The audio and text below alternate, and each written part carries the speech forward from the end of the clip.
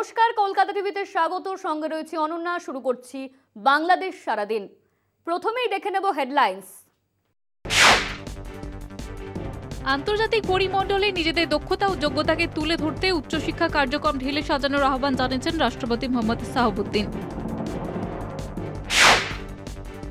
প্রধানমন্ত্রী শেখ হাসিনা বলেছেন 1975 সালের পর এই নির্বাচন সবচেয়ে অবাধ, সুষ্ঠু, নিরপেক্ষ এবং অংশগ্রহণমূলক হয়েছে।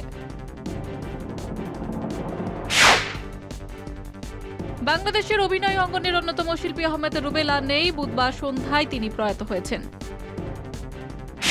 গত 24 ঘন্টায় ঘটে গেছে বিভিন্ন ঘটনা। বাংলাদেশের সেই সমস্ত খবরের দিকে নজর রাখবো। আন্তর্জাতিক পরিমণ্ডলে নিজেদের দক্ষতা ও যোগ্যতাকে তুলে ধরতে বিশ্বের সঙ্গে তাল মিলিয়ে উচ্চশিক্ষা কার্যক্রম ঢেলে সাজানোর আহ্বান জানিয়েছেন রাষ্ট্রপতি মোহাম্মদ শাহাবুদ্দিন। বুধবার দুপুরে বঙ্গভবনে ঢাকা বিশ্ববিদ্যালয়ের উপাচার্য অধ্যাপক ডক্টর এএসএম মাকসুদ কামালের নেতৃত্বে একটি প্রতিনিধি দল রাষ্ট্রপতির সঙ্গে সাক্ষাৎ করতে গেলে রাষ্ট্রপতি এই আহ্বান জানান। রাষ্ট্রপতি শাহাবুদ্দিন বলেছেন, উচ্চশিক্ষাকে অর্থবহ করতে গবেষণা জোর দিতে হবে। তথ্য প্রযুক্তি ও বৈপ্লবিক উন্নয়নের ফলে বিশ্ব পরিস্থিতির দ্রুত পরিবর্তন হচ্ছে। সাক্ষাৎকালে ডাবি উপাচার্য বিশ্ববিদ্যালয়ের সার্বিক রাষ্ট্রপতিকে অবহিত করেন। তিনি জানান, বিশ্ববিদ্যালয়ের সার্বিক উন্নয়নে একটি মাস্টার প্ল্যান করা হয়েছে যা 3 ধাপে 15 বছরে বাস্তবায়ন করা হবে। প্রধানমন্ত্রী শেখ হাসিনা বলেছেন, 1975 সালের পর অনুষ্ঠিত সকল নির্বাচনের মধ্যে এই নির্বাচন সবচেয়ে অবাধ, সুষ্ঠু, নিরপেক্ষ ও অংশগ্রহণমূলক হয়েছে। নির্বাচনের আগে অনেক চক্রান্ত, ষড়যন্ত্র ছিল। বিএনপি নানা অপকর্ম করে নির্বাচন ঠেকাতে চেয়েছিল, কিন্তু মানুষ স্বস্ফূর্তভাবে ভোট দিয়েছে, তাদের অধিকার প্রয়োগ করেছে। বুধবার গোপালগঞ্জ জেলার আওয়ামী লীগ নেতাদের সঙ্গে মতবিনিময়কালে এসব কথা বলেন প্রধানমন্ত্রী।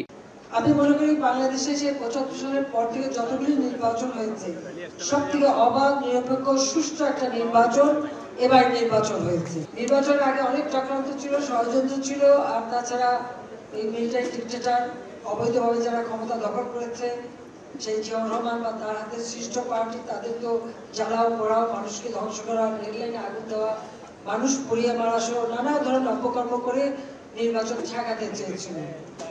এবার নির্বাচনের সবচেয়ে বড় কথা হলো যে জনগণ স্বতঃস্ফূর্তভাবে ভোট কেন্দ্রে গেছে এবং ভোট দিয়েছে। শেখ হাসিনা বলেন, মানুষের কল্যাণে কাজ করে যাচ্ছেন, কাজ করতে হবে, খাদ্য উৎপাদন বাড়াতে হবে। প্রত্যেক জেলায় খাদ্য সংরক্ষণের ব্যবস্থা নিয়েছেন। চাকরির পেছনে না ছুটে চাকরি দেওয়ার আহ্বান জানান প্রধানমন্ত্রী।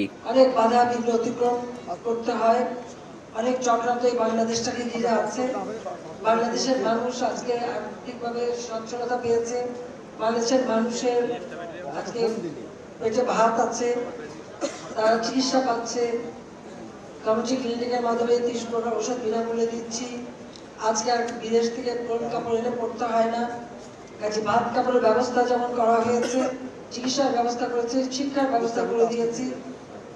এভাবে মানুষের কল্যাণে আমরা কাজ করে যাচ্ছি। এই কাজগুলি আরো আমাদের করতে হবে। সেই সাথে আমাদের ফসল উৎপাদন বাড়াতে হবে। বাংলাদেশের অভিনয় অঙ্গনের অন্যতম গুণী শিল্পী আহমেদ রুবেল আর নেই। বুধবার সন্ধ্যায় তিনি মারা গেছেন। অভিনয় শিল্পী সংঘ জানিয়েছে, হৃদরোগে আক্রান্ত হলে দ্রুত তাকে রাজধানীর স্কয়ার হাসপাতালে নেওয়া হয়। সেখানে চিকিৎসক অভিনেতাকে মৃত ঘোষণা করেন। মৃত্যুকালে তার বয়স হয়েছিল 55 বছর। এদিন সন্ধ্যায় বসুন্ধরা সিটির স্টার সিনে কমপ্লেক্সে নতুন সিনেমা পেয়ারার সুবাসের প্রিমিয়ার শুতে অংশ নেওয়ার কথা ছিল তার। সেই লক্ষ্যে বাসা থেকে রওনা দিয়েছিলেন তিনি। শপিং মলের পার্কিং এ তিনি মাথা ঘুরে পড়ে যান। এরপর তাকে দ্রুত হাসপাতালে নেওয়া হয়। তিনি ততক্ষণে আর পৃথিবীতে নেই। তার মৃত্যুতে দেশের সাংস্কৃতিক অঙ্গনে শোকের ছায়া নেমে এসেছে।